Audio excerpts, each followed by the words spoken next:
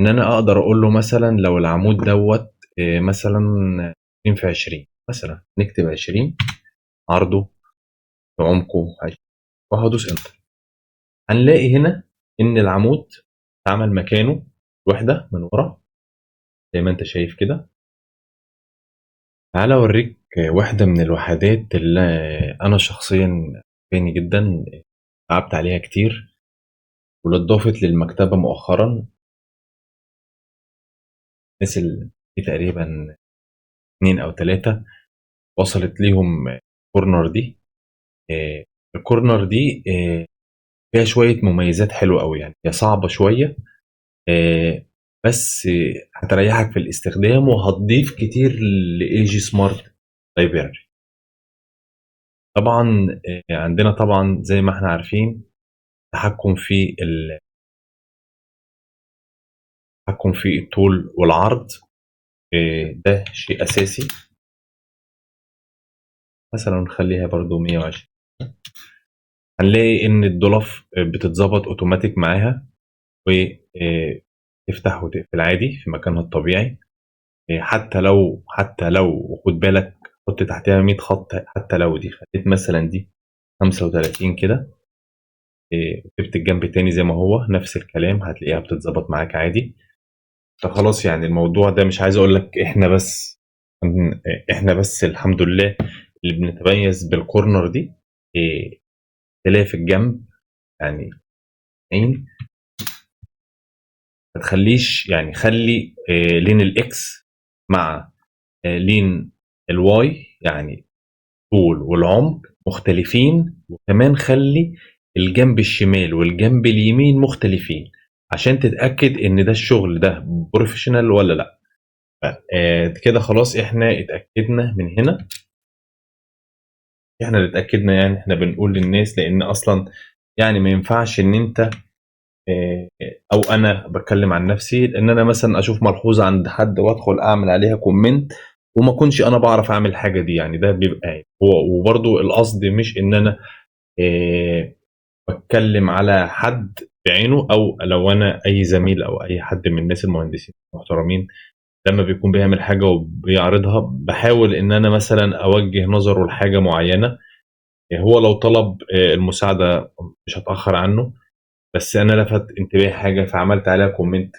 ويعني مش عايز اقول ندمت ان انا عملت كومنت، كان عايز اقول ماليش دعوه، بس يعني يعني الفضول خلاني ان انا اعمل كومنت. حد بيقدم حاجه انا عن نفسي بحبها وبحب الناس اللي بتشتغل فيها، لان هي برضو مش اي حد بيشتغل في السكتش اب دايناميك كومبوننت. فعشان كده ده اللي خلاني ما علينا يعني. ربنا يوفق الجميع.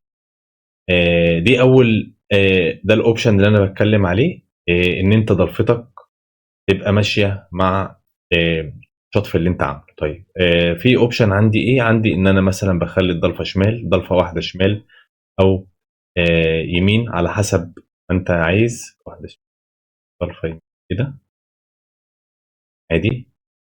هنا هتفتح على المحور. دي اول حاجه. الحاجه الثانيه ان احنا عاملين فيها شغل جوه في ارفف وادراج برضو ما بنشيلهاش. يعني لما هاجي اكبر معاك 130 كده او 150 كده، هي موجودة، مش هيحصل لها حاجة. هنا خلي ده 0، مثلا 4 زي هتلاقي الرفوف معاك أكتر. طيب عندك هنا تحكم في الأدراج الشمال والأرفف، وأقصد الشمال واليمين براحتك. طيب إيه كمان المفاجأة بقى؟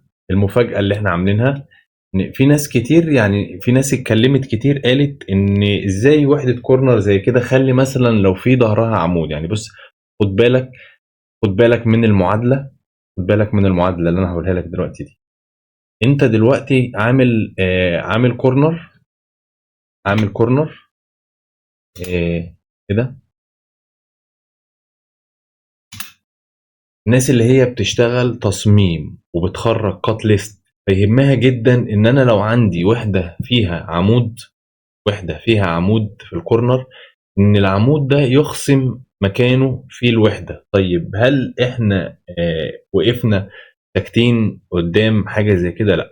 أنا عن نفسي بفضل الله يعني حاولت إن أنا أوصل لحاجة زي كده، والحمد لله منها كيتش أب.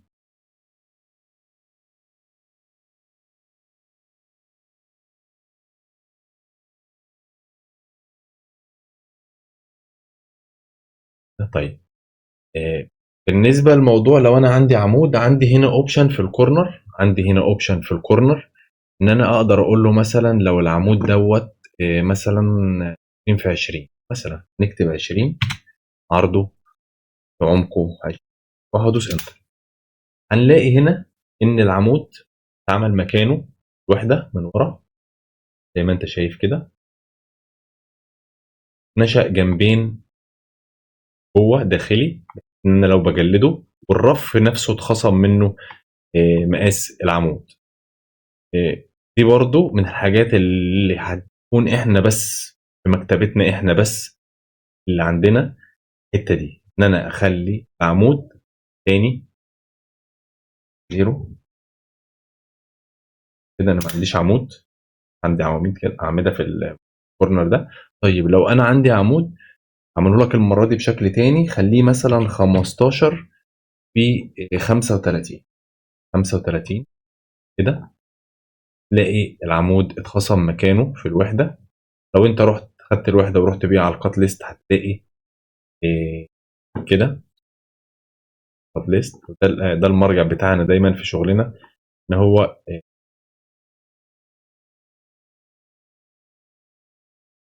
تلاقي الوحده مشطوفه بخلع العمود موجود، الرف اهو بالخلع بتاعه، الصفوف كلها مع الخلع بتاع العمود. فهو ده بيكون لازم يكون احنا عندنا تركايه بتخلينا نختلف عن شغل اي حد تاني. وزي ما قلت لكم قبل كده، كل الناس ليهم كل الاحترام، بس احنا دايما المنافسه في العمل ما بتكونش حاجه وحشه، لا بالعكس، بتزود من امكانياتي وبتزود من امكانيات غيري، يكون كل واحد حابب ان هو يكون متميز في حاجه. ربنا يوفق الجميع. ومهتم بالمكتبه تواصل معانا، عشان ان شاء الله على طول في جديد وفي حاجات مميزه ومش مكرره عند حد. والسلام عليكم ورحمة الله وبركاته.